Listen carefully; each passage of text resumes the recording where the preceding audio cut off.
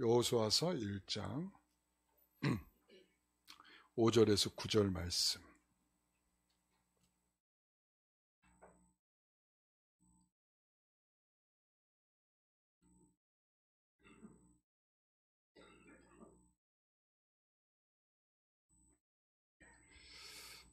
우리 제가 읽겠습니다. 내 평생에 너를 능히 대적할 자가 없으리니 내가 모세와 함께 있었던 것 같이 너와 함께 있을 것임이니라. 내가 너를 떠나지 아니하며 버리지 아니하리니 강하고 담대하라. 너는 내가 그들의 조상에게 맹세하여 그들에게 주리라 한 땅을 이 백성에게 차지하게 하리라.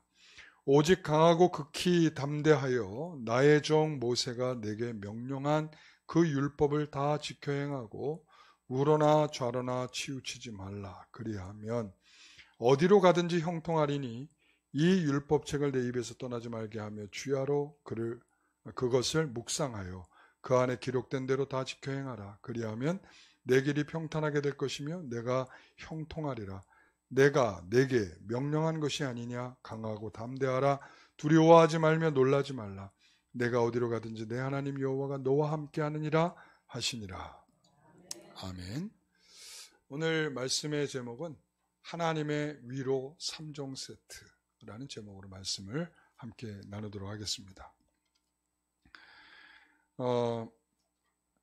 제가 이 여호수아서를 시작하면서 첫 번째 시간에 뭐라고 그랬냐면 전체적인 주제가 뭡니까? 라고 해서 전체적인 주제에 관해서 말씀을 드렸어요. 여호수아 전체적인 주제. 여호수아 전체적인 주제가 뭐였죠? 신실하신 하나님. 신실하신 하나님. 어렵지 않아요. 그죠? 신실하신 하나님. 생각을 하고 있어야 답이 나와요. 그러니까 갑자기 물어보면 목사님 어떻게 알아요? 그러면 모르죠. 2주 만에 물어보는데 어떻게 알 수 있겠어요? 이걸 생각하고 있지 않는 한은 모르는 거예요. 기억 안 납니다. 아무리 간단한 단어라도. 그러니까 여러분 적어도 이제 매주마다 여호수아서를 들으러 오는 여러분들은 다른 거는 기억 못해도 요 한 단어 신실하신 하나님 요것만큼은 기억하고 오십시다. 아시겠죠? 신실하신 하나님. 어떤 면에서 신실하시냐? 하나님께서 아브라함에게 약속하셨는데 그 아브라함에게 약속하신 것을 하나님께서 신실하게 지켜내셨다. 수백 년의 시간이 아브라함에게 약속을 주고 수백 년의 시간이 지나고 사람들은 바뀌었고 그리고 결국은 모세를 통과하고 여호수아에 이르러서야 드디어 이루어지게 되는 이런 거죠. 그래서 우리가 이런 것을 가리켜서 일종의 뭐라고 해요? 하나님의 언약이라는 거예요. 하나님의 언약. 그러니까 하나님의 언약은 이게 바로 이거예요. 하나님 인류가 시작하면서 아담에게 하신 약속을 아담에게만 하는 것이 아니라 오늘날 우리에게도 적용되듯이 하나님의 언약이라고 하는 것은 한 번의 약속으로 한 번에 유효하고 끝나는 것이 아니라 인류가 오는 모든 세대에 하나님께서는 우리에게 언약의 하나님이 되어주신다.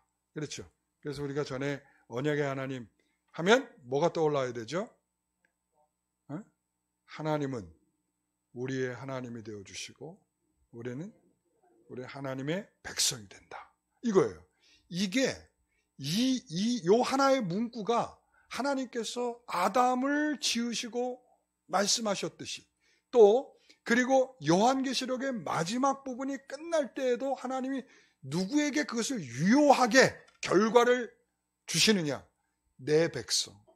그리고 하나님을 우리의 하나님이라고 고백하는 성도들에게 주는 그러한 축복이다. 이렇게 말씀드릴 수가 있어요. 자, 그러한 연속성, 그러한 언약적인 연속성을 가지고 있으면서 지금 신명기와 여호수아, 신명기 마지막 부분의 34장에 누가 죽어요? 모세가 죽죠. 모세가 죽으면서 30일 동안 애통하는 시간을 지납니다. 그러면서 마지막으로 뭐라고 하면서 끝나냐면 하나님께서 모세를 통해서 여호수아에게 안수하였고 모세는 능력 있는 종이었다. 이러고서 끝나요. 그러고 난 다음에 여호수아 1장을 딱 시작하면서 뭐라고 그러냐면 모세는 죽었다. 그리고 어디에서? 여호수아가 이어서 그 모든 것을 수행하게 되었다. 자, 그런데 이 신명기의 장소는 어디며 여호수아의 장소는 어디일까요? 어디죠? 자, 지도를 보여주시죠. 어디죠? 모압이죠. 딩동댕입니다. 모압 평지. 그러니까 모압 평지에서 마지막으로 이 모세가 설교를 막 쏟아내잖아요. 신명기가 그거거든요. 신명기가 하나님이 주신 말씀을 가지고 그동안에 이스라엘 백성들이 걸어온 이 38년을 정리하면서 그 38년의 내용들을 쏟아내는 설교가 바로 신명기의 설교란 말이에요. 그 마지막 장소가 그래서 모압 평지. 자, 그럼 지금은 어딘가? 여호수아 1장의 장소는 어딘가? 똑같아요. 모압 평지. 지금 연속적으로 장소 똑같이 어디에 있어요? 모압 평지에 있으면서 누구는 죽고 모세는 죽고 여호수아가 이어받아서 하나님이 약속하신 그것을 끝까지 가도록 성취하도록 이끌어 가시는 연속성 속에 있다. 이런 말이죠. 자, 이렇게 신실하신 하나님은 이런 이 연속성 속에서 무엇을 하나님은 먼저 발견하셨는가 하면 여호수아가 불안에 떨고 있는 것을 발견하신 거예요. 뭐라고요? 여호수아가 모세는 죽고 자신이 그 모든 것을 이어받으면서 불안해하는 그 인생의 모습을 하나님이 보셨어요. 자, 보시면서 그에게 이 3종 세트를 쏟아내신 거야. 그 3종 세트가 뭐라고요? 내가 너와 함께한다. 자, 오늘 있잖아요. 오늘 설교는 여러분들 그냥 듣지 마시고 여기 그 주보 있잖아요. 주보를 좀 보시면서 따라와 주시면, 왜냐하면 이게 복잡해요. 오늘 구조가. 이렇게 제가 설레발을 쳐야 여러분들이 정신 똑바로 차리고 따라올 것 같아서 하는 말이에요. 여러분 요걸 좀 보면서 좀 따라와 주시면 좋을 것 같아요. 자, 보면은 뭐라고요? 하나님이 너와 함께 하신다. 그리고 두 번째는 강하고 두려워하지 말라. 그 다음에 세 번째는 강하고 담대하라군요. 죄송합니다. 강하고 담대하라. 세 번째는 두려워하지 말고 놀라지 말라. 이거예요. 이 3종 세트란 말이에요. 이 3종 세트. 목사님 5가지인데 왜 3가지라고 우기십니까? 이럴지 모르지만 이 강하고 담대하라는 한 가지예요. 반복적이고 강조형이에요. 마찬가지. 두려워 말라, 놀라지 말라. 이것도 강조형이에요. 똑같은 내용이다. 이렇게 얘기할 수 있어요. 그래서 이 3가지 이렇게 이야기할 수 있죠. 자, 이렇게 하나님께서 왜 이런 권면을 하셨을까요? 여호수아에게. 너무도 간단한 답이죠. 여호수아가 뭐하고 있었기 때문에? 불안하고 두려움 속에 있었기 때문이다. 이렇게 얘기할 수 있죠. 여러분, 우리 신앙인들은 말이죠. 언제 그 연약함과 두려움이 드러나느냐 하면 아주 극단적인 그러한 그 상황에서 노출되게 돼 있어요. 평안할 때 안 나타납니다. 평안할 때는 신앙이 좋은지 모르는지 나쁜지 잘 몰라요. 다 좋아 보여. 그러나 문제가 딱 생겨버리면 그 문제 속에서 그 문제를 들여다보는 그 태도, 방향, 끌고 나가는 힘, 이런 것 속에서 뭘 보냐면 저 사람이 신앙이 있구나.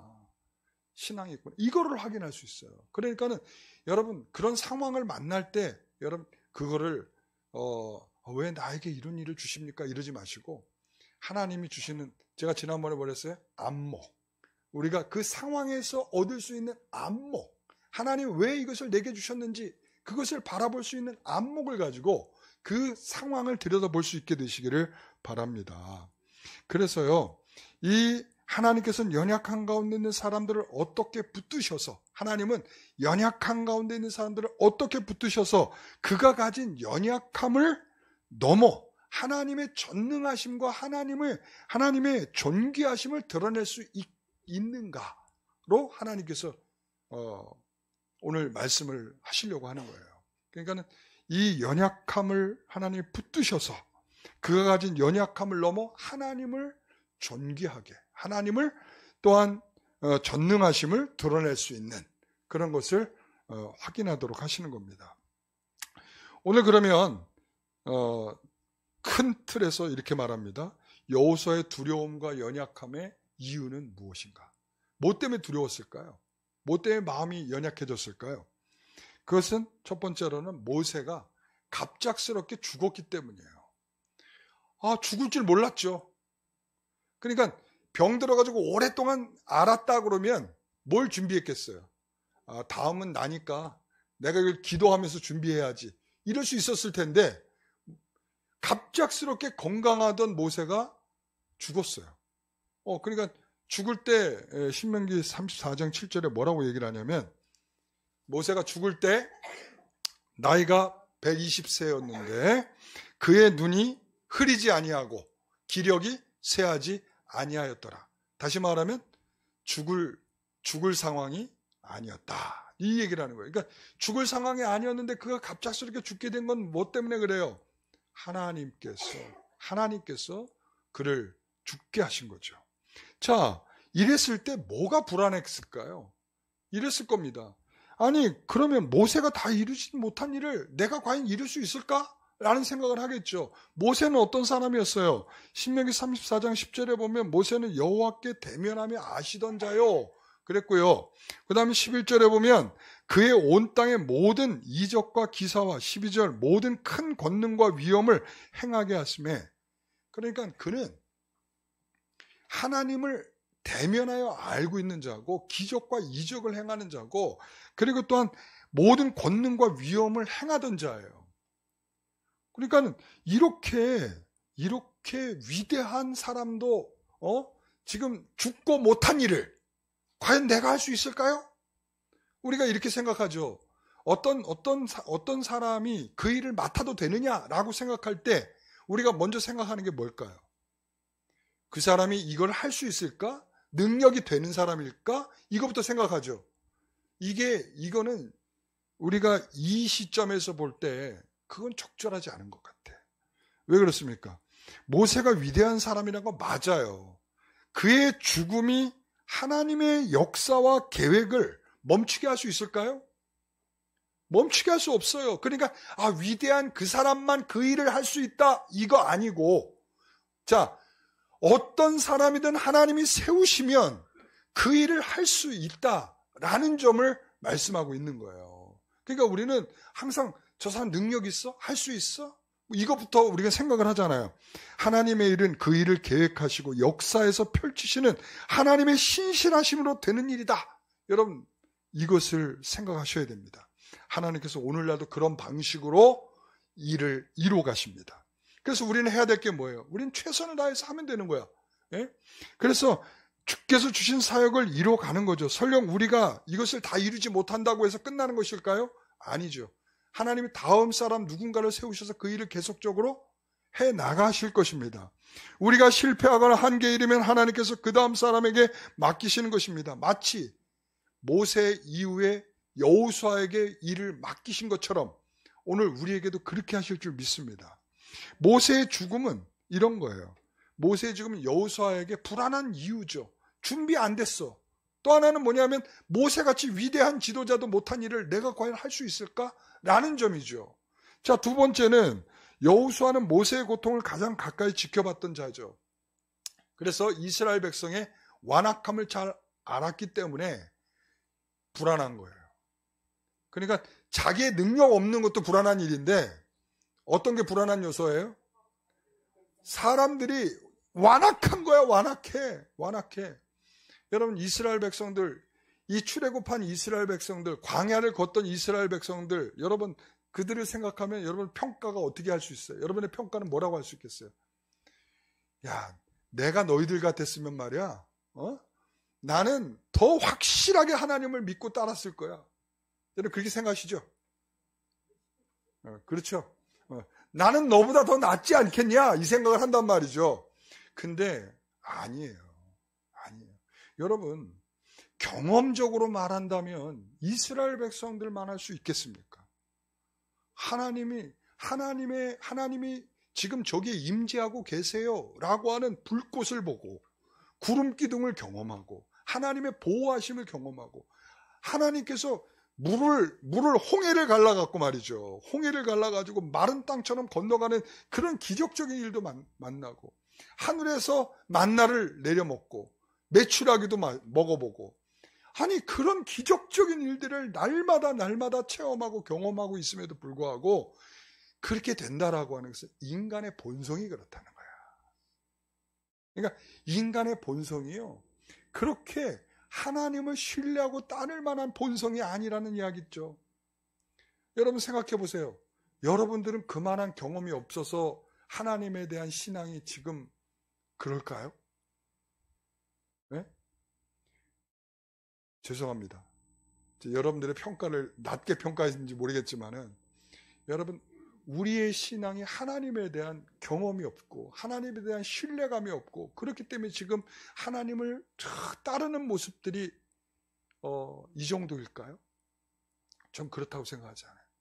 우리가 그때만 했으면 지금 막 불같이 계속 그랬겠죠. 근데 그 시간이라고 하는 것이 지나면서 우리에게 뭐냐, 망각하도록 만들어.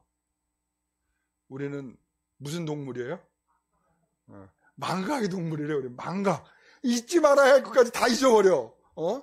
우리가 절대 잊지 말아야 할 것, 하나님의 은혜, 하나님이 나를 찾아와 주심, 하나님을 나를 기억하고 나에게 은혜를 주시는 그 사실에 대해서 우리 잊지 말아야 되는데, 우리는 잊지 말아야 할 것까지 다 잊어버리는 그런 습성을 갖고 있단 말이죠. 그것이 무엇으로 드러나요? 불평하고 불만하고 원망으로 드러나는 거죠. 이스라엘 백성들의 특징이죠. 이 여호수아는 모세 곁에서 이스라엘 백성들을 40년 동안이나 그것을 지켜봤잖아요. 나 같아도 저 못할 것 같아요. 못할 것 같아요. 사표 낼 것 같아. 하나님, 저는 못합니다. 저는 이 사람들을 데리고는 못하겠습니다. 이렇게 손을 들고 말 것 같아요. 자, 그런데 하나님께서 그에게 주시는 리더십이 달라요. 그러니까 하나님이 그에게 어떤 모세에게는 어떤 리더십을 주셨을까요? 기적과 능력의 리더십을 주셨어요. 그러니까 처음부터 하나님이 어떻게 해요? 야, 지팡이 던져봐. 지팡이 던지니까 어떻게 돼요? 뱀이 되죠. 꼬리 잡으니까 다시 뱀으로 돌아와. 지팡이로 돌아와. 그러니까 처음부터 그에게 주시는 리더십은 뭐냐면, 너 이거 가지고 가서 저들을 이끌어내. 이랬단 말이죠. 10가지 기적, 그리고 홍해를 건너며 막 이런 거죠. 그러니까 그것을 가지고 그 이스라엘 백성들을 이끌어낸 것이라면, 여호수아의 리더십은 그게 아니에요. 여호수아의 리더십은 뭐냐면 하나님의 말씀을 순종하는 리더십이에요. 완전히 류가 달라. 여러분, 하나님의 말씀을 순종하는 리더십. 이제 이따가 말할 겁니다. 율법책을 내 입에서 떠나지 말며 주야로 말씀을 묵상하며, 자, 율법을 지켜 행하라. 이게 뭐예요? 이게 바로 그의 리더십이에요. 자, 그렇습니다.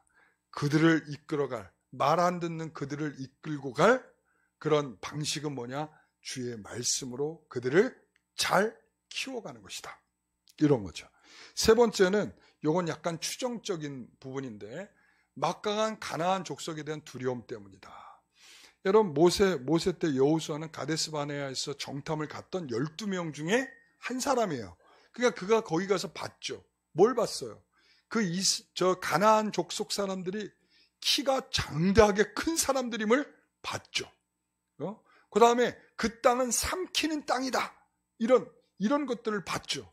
그러니까 이런 것들을 보았을 때 그에게 있어서 어떤 두려움이 있겠어요? 이 땅에 가서 과연 저들과 싸워서 이길 수 있을까라는 두려움이 있겠죠. 그래서 그도 정탐을 보내죠. 그래서 정탐을 보낼 때 어떻게 보냅니까? 몇 명을 보내죠? 몇 명을 보낼까요? 12명을 보내니까 처음에 가데스바네에서 12명을 보내봤더니 2명만 하나님의 뜻을 따라서 결과를 보고했잖아요. 그러니까는 이 시딤에서 보낼 때는 몇 명을 보냈을까요? 힌트 줬잖아요. 2명만 보내는 거예요. 2명만.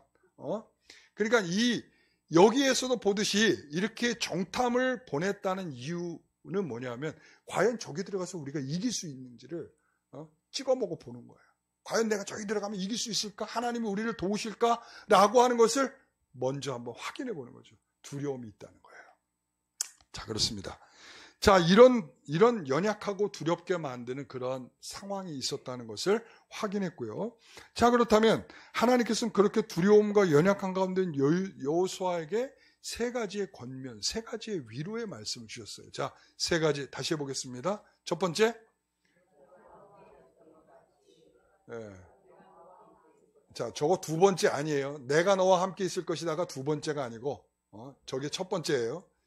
모세와 함께 있었던 것 같이 내가 너와 함께 한다. 이거고요. 두 번째는 강하고 담대하라. 그다음 세 번째는 두려워하지 말고 놀라지 말라. 이겁니다. 자, 그런데 이 세 가지에서 가장 중요한 권면, 중요한 위로는 뭘까요? 그렇죠. 그러니까 내가 너와 함께 한다라는 거예요. 그러니까 내가 너와 함께 한다와 함께 그 다음에 주는 권면이 뭐예요? 담대하라. 강하고 담대하라. 그리고 두려워하지 말고 놀라지 말라. 이거예요. 그러니까 무엇이 있기 때문에 내가 너와 함께 하고 있기 때문이다. 자, 5절 같이 읽어봅니다. 내 평생에 나를 능히 대적할 자가 없으리니 내가 모세와 함께 있었던 것 같이 너와 함께 있을 것입니다. 내가 너를 떠나지 아니하면 버리지 아니하리니. 너와 함께 하겠다라는 말을 세 번이나 반복하고 있어요. 뭐라고요? 내가 너를 떠나지 아니하며 내가 너를 버리지 아니하리라. 이게 내가 너와 함께 한다라는 세 번에 걸쳐서 반복적인 표현이라 할 수 있고요. 그 다음에 마지막 9절에 가서도 내가 얘가 어디를 가든지 너와 항상 함께 하겠다. 이 말, 너와 함께 하겠다. 이 말씀을 하고 있어요. 자, 이 말은 뭐냐면 이거예요. 우리가 산상수훈에서 보면 이거죠. 심령이 가난한 자는 복이 있나니 천국이 그들의 것이며. 이거죠. 그 다음에 마지막에 뭐예요? 의를 위하여 핍박을 받는 자는 복이 있나니 천국이 그들의 것임이라. 이랬단 말이에요. 그러니까 첫 번째와 끝이 다 무엇으로 결론이 나죠? 천국이 그들의 것이다. 이거예요. 그러니까 그 모든 8가지의 팔복은 천국에 관련된 복이다. 이런 말이에요. 다 포함시켜버리는 거예요. 첫 번째와 마지막으로. 자, 여기서도 마찬가지죠. 5절에 내가 너와 함께 하리라 말씀하시고 9절에 내가 어딜 가든지 함께 하겠다. 이 말을 통해서 지금 전반적으로 이 권면의 이 위로의 가장 핵심적인 주체적으로 끌고 가는 내용이 뭐냐? 이러면 이거예요. 내가 너와 함께 한다. 할렐루야. 여러분, 두려움과 확실성 가운데 있는 사람에게 가장 큰 위로의 말은 그거예요. 여러분, 불확실한 사람, 내가 저기를 불확실한 장소에 가야 되는데 그때 가장 두려운 마음이 있을 때 누군가 그랬죠. 야, 내가 너와 함께 갈게. 야, 염려하지 마. 내가 다 책임져 줄게. 이럴 때 우리는 큰 위로가 되죠. 그럼 마음껏 할 수 있는 거 아니겠습니까? 내가 내 미래에 함께하여 너를 대적할 사람이 없도록 할 거야 라고 지금 하나님께서 말씀하고 있단 말이죠. 예수님께서도 제자들을 보내시면서 부활하신 예수님께서 제자들을 파송하시면서 하신 말씀 가운데 끝에 제일 마지막 절 28장 마지막 절에 하고 있는 말씀이 뭐예요? 내가 세상 끝날까지 너희와 항상 함께 하겠다는 거야. 우리 예수님께서 이 땅에 오신 이유와 목적이 뭐냐? 이렇게 말하면 마태복음 1장 23절에 이렇게 말하죠. 아들을 낳을 것이요 이름을 임마누엘이라 하리라. 임마누엘이 뭐예요? 예, 우리와 함께 하시겠다는 거예요. 그러니까 예수님께서 이 땅에 오신 이유는 뭐냐면 임마누엘 하나님으로서 오신 거예요. 함께 하시기 위해서. 주님께서 부활해서 가셔서 물리적으로 우리와 없는 것 같이 보이지만 그러나 주님께서는 성령 하나님을 통해서 우리와 항상 함께 하심을 말씀하고 있는 거죠. 그러니까 항상 함께 있겠다. 여러분, 이것이 얼마나 큰 위로가 됐겠습니까? 여러분, 주님이 함께하니 그들을 두렵게 할 만한 일이 생기지 않았을까요? 제자들에게? 여러분, 제자들 내가 너와 세상 끝날까지 함께 할 거야. 그러니까 너는 아무 염려하지 마. 지금 그 말인데 그러면 그 살아가는 모든 인생의 삶 동안 어려운 일 없이 그냥 탄탄대로 이렇게 길이 열렸을까요? 여러분, 우리가 잘 알고 있잖아요.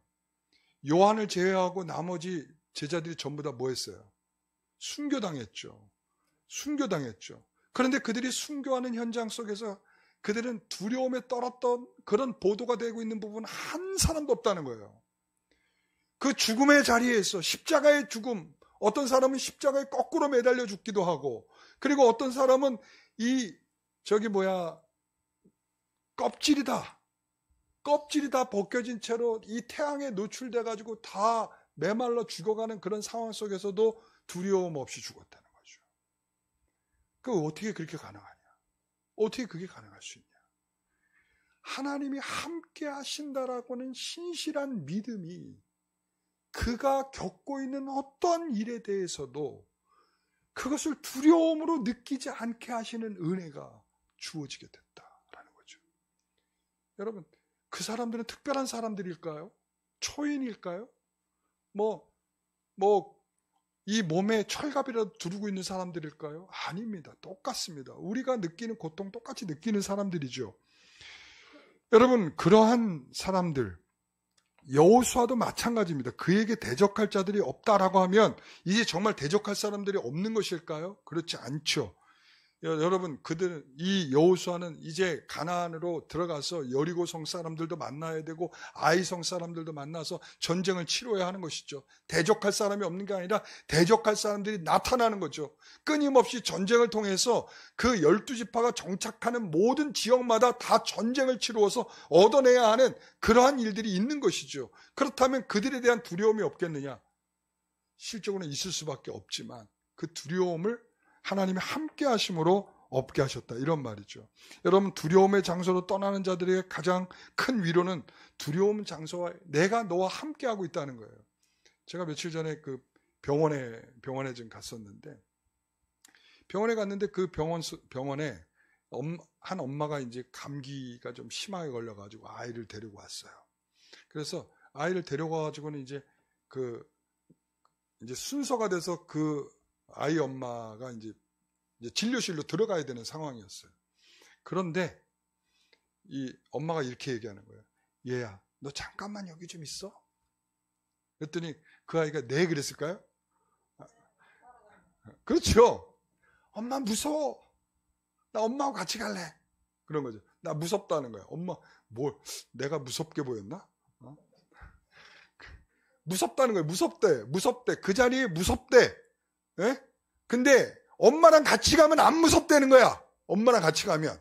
그러니까 어디에 있든지 엄마랑 같이 있으면 안 무서운 거야. 여러분, 이게 우리가 하나님이라고 하시는 분에 대한 믿음이 우리에게 정말 있다면 우리가 바로 그런 마음이 있는 거죠. 어디에 있든지 두려움의 대상이 있든지 할 것 없이 우리에게 안 무서워요. 두렵지 않아요. 괜찮아요. 이렇게 될 수 있지 않겠습니까? 여러분, 1735년 이 4개월 23일 동안 영국을 떠나서 미국 조지아주로 이렇게 항해한 한 배가 있었어요. 여러분, 5개월 동안 항해를 한다는 것은 그 당시에 매우 어려운 일이죠. 매우 어려운 일입니다. 그러니까는 이 배라고 하는 것도 빤하잖아요. 예? 타이타닉호도 침몰하는 세상인데 여러분, 그 전에는 얼마나 이 배들이라는 게 한계가 많았겠어요. 그러니까 이 태풍이 불어오고 파도가 치고 막 그러면 아마 끔찍한 현장들이었을 거예요. 제가 여러분,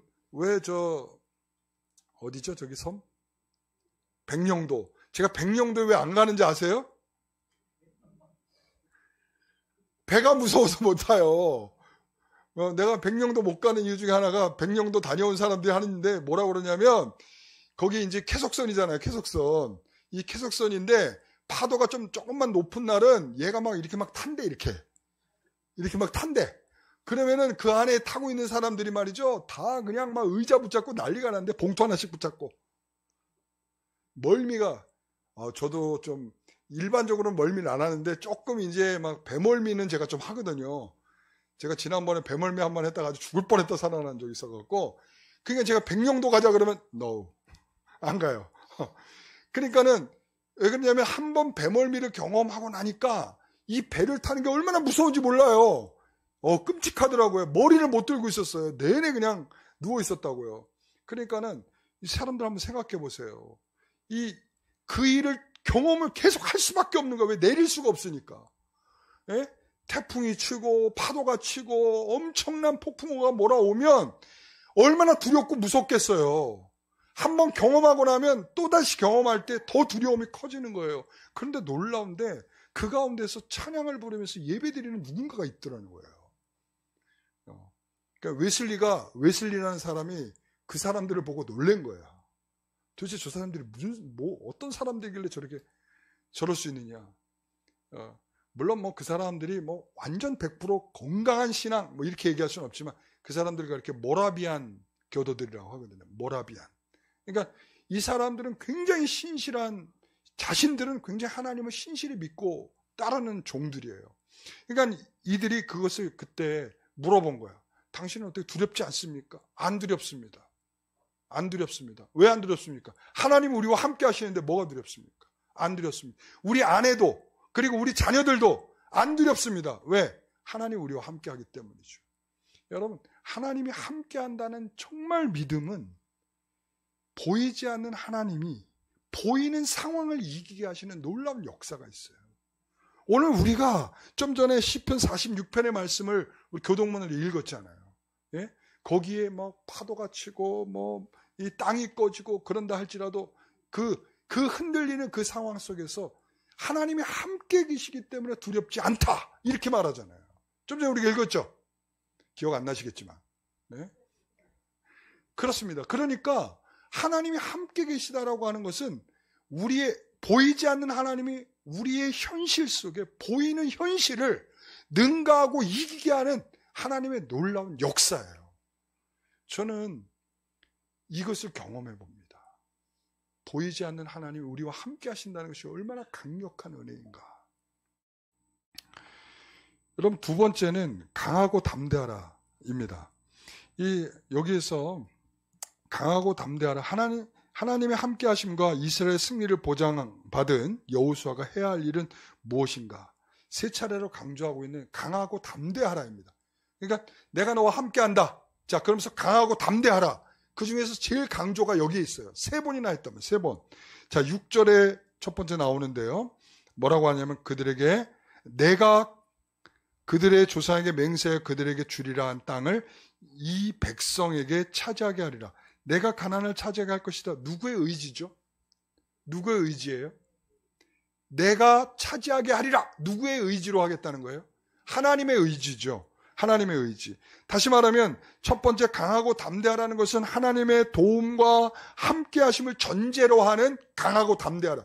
그러니까 네가 알아서 강하고 담대해져라 이런 말이 아니에요. 그러니까 하나님이 너와 함께하고 하나님 너를 도우시니까 너는 강하고 담대해져 이런 의미라고요. 두 번째는 9절. 내가 내게 명령한 것이 아니냐. 강하고 담대하라. 두려워하지 말며 놀라지 말라. 내가 어디로 가든지 내 하나님 여호와가 너와 함께 하느니라. 자, 여기서 두 번째의 강하고 담대하라는 뭐예요? 내가 너와 함께한다. 그러니까 강하고 담대해져라. 이런 거죠. 자, 세 번째는 뭔가 하면 7절, 8절. 오직 강하고 극히 담대하여 나의 종 모세가 내게 명령한 그 율법을 다 지켜 행하고 우로나 좌로나 치우치지 말라. 그리하면 어디로 가든지 형통하리니 이 율법책을 내 입에서 떠나지 말게 하며 주야로 그것을 묵상하여 그 안에 기록된 대로 다 지켜 행하라. 그리하면 내 길이 평탄하게 될 것이며 내가 형통하리라. 세 번째 강하고 담대하라는 뭐냐면 율법을 지키겠다는 강한 의지 속에서 나타나는 강하고 담대함이에요. 이상하죠? 지금 곧 전쟁을 준비할 사람에게 하나님께서 주시는 리더십 그리고 그에게 주는 능력은 뭔가 하면 강하고 담대해져라. 근데 뭐냐면 율법을 지켜라 이거예요. 뭔가 좀 언밸런스하죠. 그런데 이게 지금 누구의 리더십이라고 그랬어요 제가? 여호수아가 받게 된 리더십이에요. 하나님의 율법의 말씀을 지켜 순종하고 좌로나 우로나 치우치지 말고 내 입에 율법의 책을 떠나게 하지 말고 그리고 그것을 묵상하고 밤낮을 가리지 말고 묵상하고 이거예요. 그러니까 이것을 통해서 하나님이 하라는 게 뭔가 하면 이런 거죠. 첫 번째, 율법을 지킨 일에 대해서 신중하고 조심하는 것 이거예요. 자, 그러니까 온 몸과 마음을 율법을 지키는 일에 쏟아 부어라 이런 말이고요. 둘째는 모든 율법을 지키라 라고 하는 것은 율법은 사람의 취향에 따라 이것은 지키고 저것은 지키지 않아도 된다 이런 게 있는 것이 없어요. 하나님은 모든 율법을 뭐하라? 지키라 이렇게 말하고 있어요. 그 중에 9개를 지키고 하나를 안 지키면 지킨 거예요, 안 지킨 거예요? 안 지킨 거예요. 그러니까 선택적으로 해서도 안 되고 하나님은 모든 것을 지키라 이거예요. 그 다음에 세 번째는 한순간도 율법의 기준에서 벗어나지 말라. 이 말은 뭐냐? 좌로나 우로나 치우치지 말고 경로 이탈 없이 하나님의 말씀을 기준으로 살아가라 이거죠. 요즘에 자동차에 보면은 이런 거 있죠. 경로 이탈. 예? 경로 이탈하면 어떻게 해요? 삑삑 소리 나죠. 이탈 지금 조는 사람들한테 꼭 필요한 거야. 조는 사람들. 이 자동차 운전하다가 조는 사람들 있잖아요. 조는 사람들. 조는 사람들한테 꼭 필요한 기능 중에 이 경로를 이탈하려고 그러면 이탈하지 못하도록 요즘에는 자동으로 지켜줘요. 자동으로. 제가 얼마나 감사한지 몰라요. 그러니까는 이게 뭐야? 경로를 이탈한다는 게 좌로나 우로나 치우친다는 거야. 그러니까 율법에 대하여 좌로나 우로나 치우치지 않고 하나님의 말씀이 기준이 돼서 벗어나지 않고 살아가는 것 이렇게 말하는 거죠. 넷째는 하나님의 말씀이 그의 입을 떠나지 않도록 한다는 것은 모든 일상의 대화는 하나님의 말씀에서 의식하여 나오도록 해야 된다. 여러분 그러니까 우리가 어떤 말을 하더라도 하나님의 말씀에 의식되어 있는 표현이 자꾸 나오기를 해야 돼. 나오는 거. 여러분 가정에서 아이들이 신앙이 자라지 못하거나 아이들이 부모들을 통해 신앙을 배우지 못하는 첫 번째가 뭐냐면 부모들이 신앙적으로 말하지 않는다는 거예요. 신앙으로.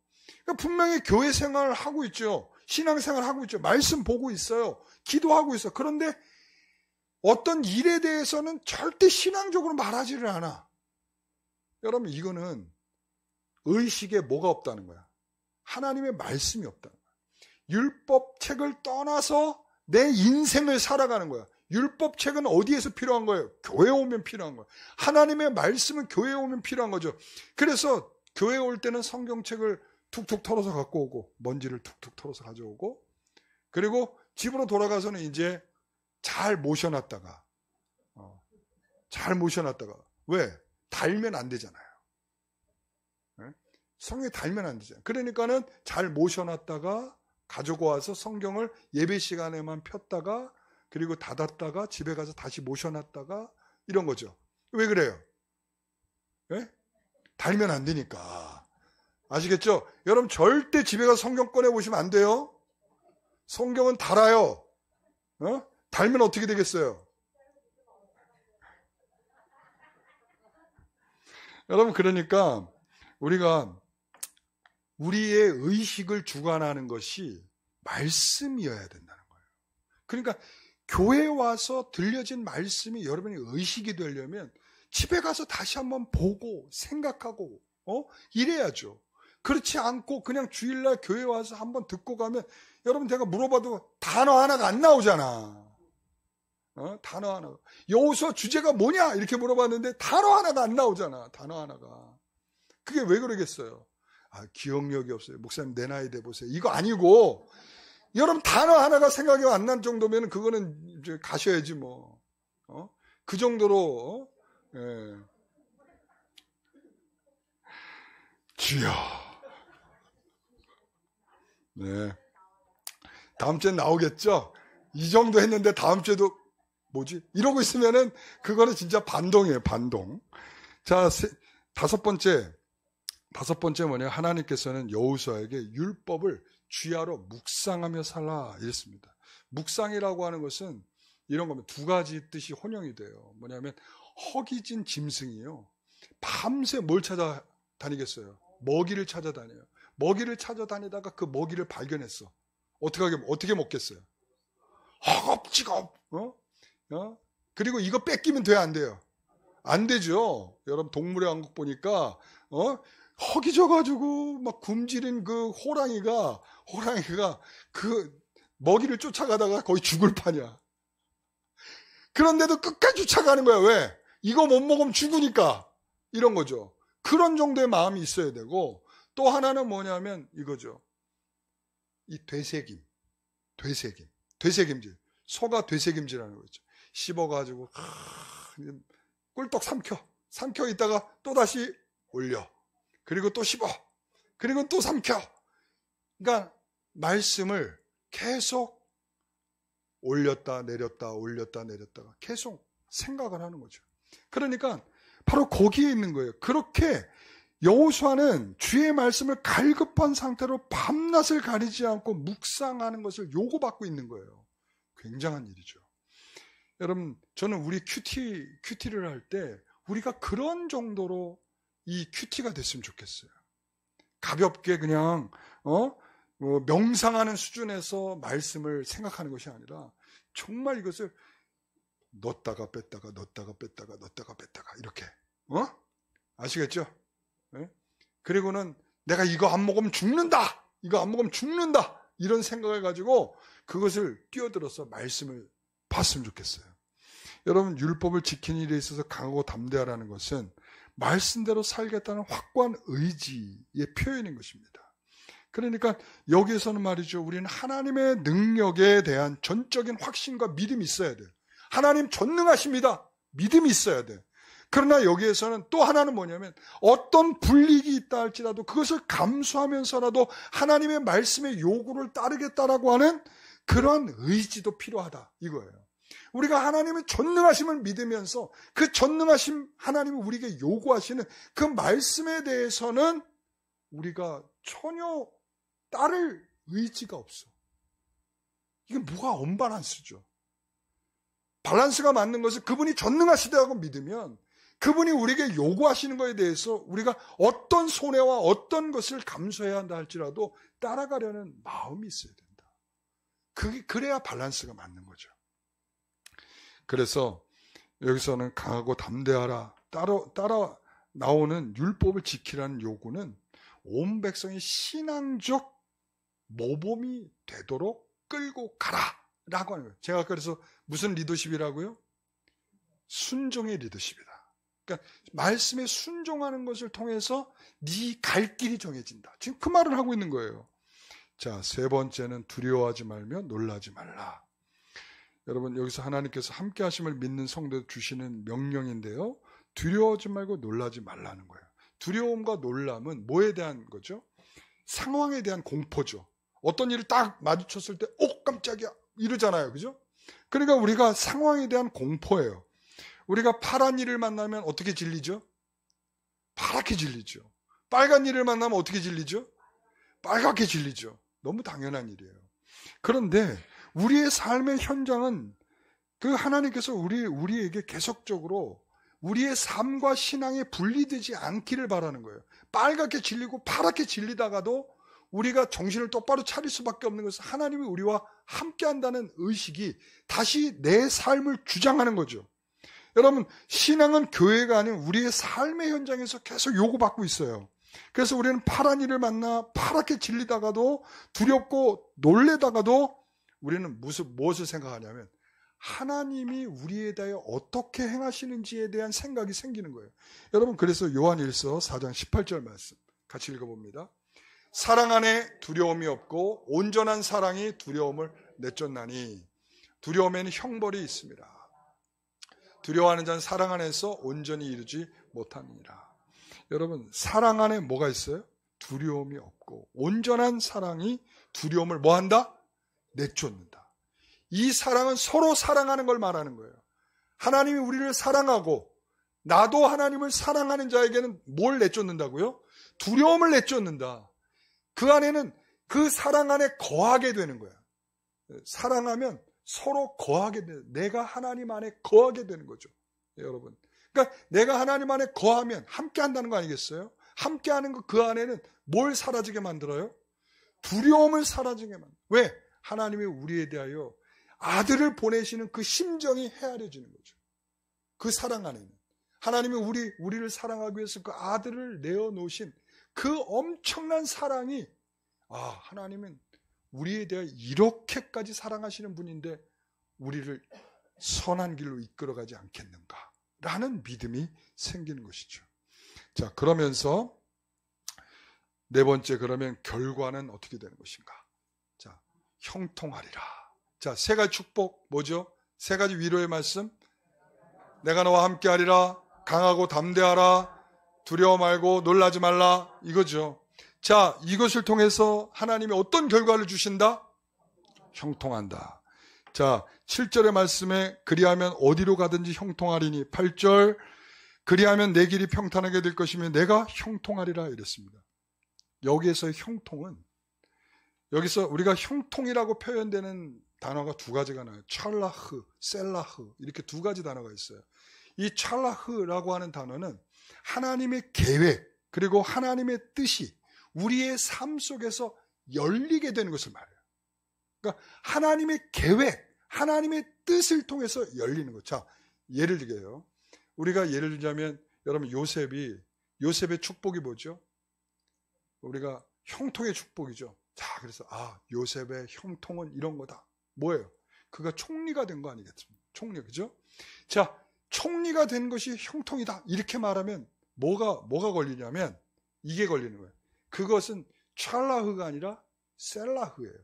그것은 내가 만들어낸 번영, 성공 이런 거죠. 그러니까 여기서 말하려고 하는 건 뭐냐? 하나님의 뜻과 계획 속에서의 요셉이죠. 하나님이 보디발 장군 집에서 하나님이 그를 형통케 하셨다라고 말할 때 누가 그걸 형통으로 보겠어요? 여러분, 누가 형통으로 보겠어요? 그렇죠. 왜냐하면 남이 이제 종살이 하면서 그가 만지는 것마다 다 풍성하게 잘 돼. 그 누구 거예요? 요셉 거예요? 보디발 거예요? 보디발 거지. 그러니까 어떻게 그걸 보고 우리가 원하는 형통 그거 아닌데? 그거 아니죠. 하나님의 계획 속에서 하나님의 뜻이 지금 열리고 있는 중이기 때문에 뭐라고 말하는 거야? 형통이라고 말하는 거야. 그가 지금 총리가 된 것도 마찬가지고요. 하나님의 뜻과 하나님의 계획이 열려서 뭐가 됐어요? 총리가 된 거죠. 그렇기 때문에 형통이라는 거예요. 여러분, 오늘 그들에게 있어서 이제 형통은 뭘까요? 하나님이 계획하셨어요. 너희는 젖과 꿀이 흐르는 가나안 땅으로 들어가리라. 내가 아브라함에게 약속했던 거 너희들에게 이루어지리라. 지금 하나님의 계획이 어떻게 됐어요? 하나님의 뜻이 열렸죠. 그래서 그 결과 형통을 얻게 되는 것이죠. 오늘 사랑하는 성도 여러분, 우리에게 이런 형통이 있기를 바랍니다. 하나님의 계획과 뜻이 열려. 여러분, 그것이 열리는 것을 보는 게 형통이에요. 네? 잘 되는 거 번영이고 성공이죠. 여러분, 그거 못할 수도 있어요. 그러나 하나님의 계획 속에서의 형통은 우리가 하나님의 계획을 보는 거예요. 그래서 요셉이 뭐라고 그래요? 당신들이 나를 이곳으로 보낸 게 아니라 하나님께서 나를 이곳으로 보내서 이스라엘과 애굽 너희들을 구원케 한 것이다. 그렇게 말씀하고 있잖아요. 왜? 하나님의 뜻이 보이는 거죠. 하나님의 계획이 보이는 거예요.